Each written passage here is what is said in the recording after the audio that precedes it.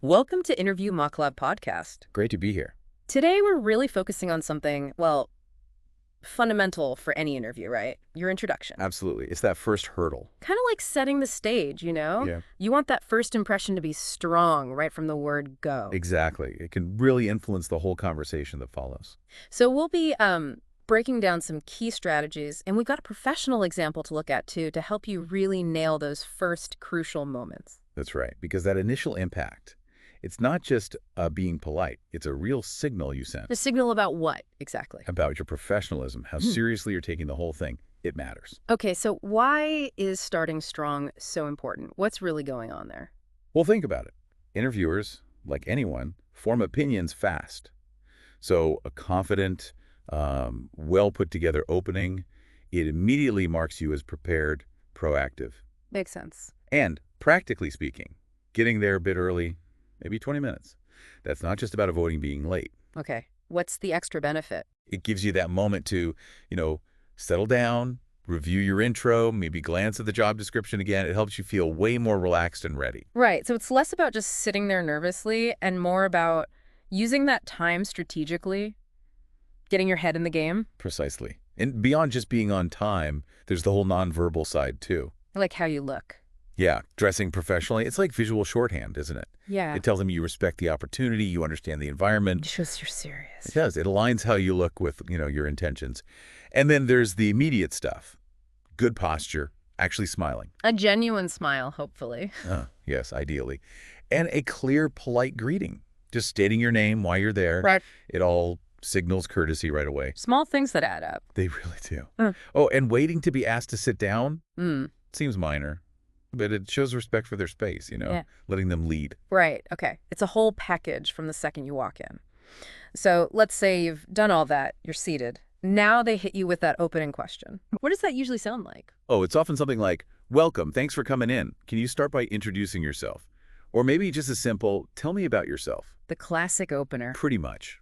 And it's really an invitation, right? They want a quick, compelling snapshot of who you are professionally. And this is exactly where having something prepared, something thoughtful, pays off big time. Huge difference. So what are the absolute key things, the pillars maybe of a really solid introduction?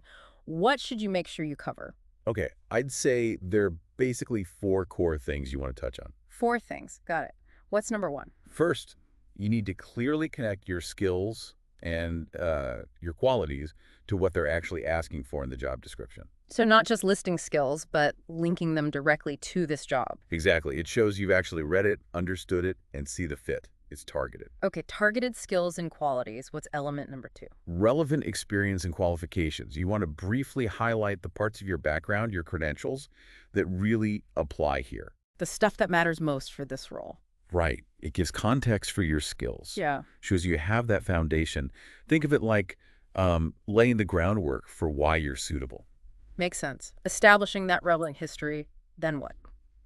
Number 3, significant achievements. This is your chance to give concrete examples. Proof points. Exactly. Things you've actually accomplished, maybe at work, maybe even relevant personal stuff that show what you can do.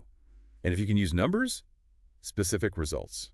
Even better. So not just I'm a good problem solver, but I solved this problem and it led to this result. Precisely. It adds so much weight.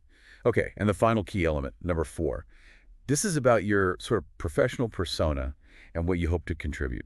Okay, tell me more about that. It's where you give them a sense of the kind of person you are at work, Yeah. your work ethic, how you handle things, your general attitude, and importantly, what you aim to achieve if they hire you. So looking forward a bit, how you'd fit in and what you'd bring to their team. Yeah, it helps them picture you actually working there, contributing to their goals. Okay, that framework skills matched to the role, relevant background, achievements as proof, and then persona plus future contribution.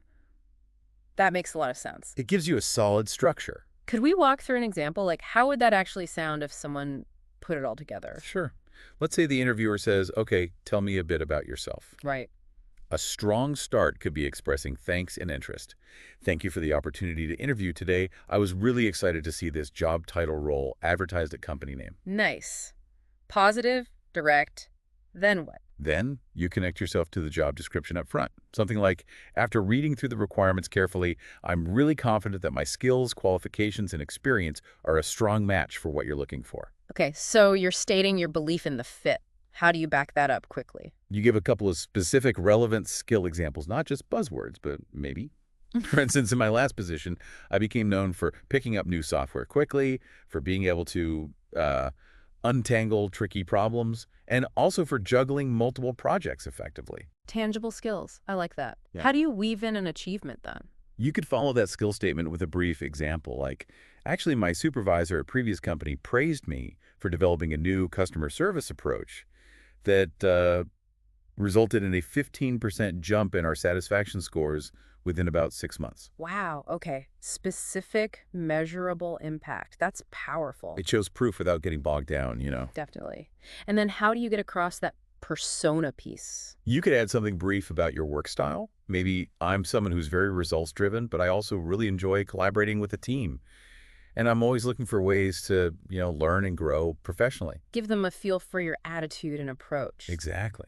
And then you wrap it up by looking forward, connecting to them. How would you phrase that? Maybe end with something like, I'm particularly interested in mention something specific and genuine about the company or role that excites you. And I truly believe that if I'm given this chance, I can bring real value and make a positive contribution here. That ties it all together really nicely. Ends on a confident, forward-looking note. Yeah, it aims to leave them thinking about your potential impact. That's a fantastic example. It really covers all those bases. The skills, the background, the proof, the persona, the future.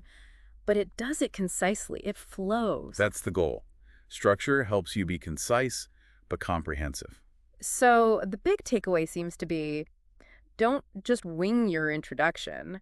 Use this kind of structured approach. Think about those 4 key elements. Definitely. Address the skills they need, show your relevant background, give concrete proof through achievements, and convey who you are and what you offer going forward. It's a clear roadmap for making that crucial first impression count. Absolutely. Preparation here really pays off. Well, we really hope this breakdown gives you the tools and the confidence you need to craft a really powerful introduction for your next interview. Remember those first few moments, they're a golden opportunity. Use them well. They really are. Thank you so much for tuning in to Interview Mock Lab Podcast. Thanks, everyone. And hey, if you found this helpful and you want more interview tips, strategies, examples, all that good stuff, please do like this and subscribe to our Interview Mock Lab YouTube channel. We've got lots more resources over there to help you prepare and land that job you're aiming for. Definitely check it out. Thanks again for listening.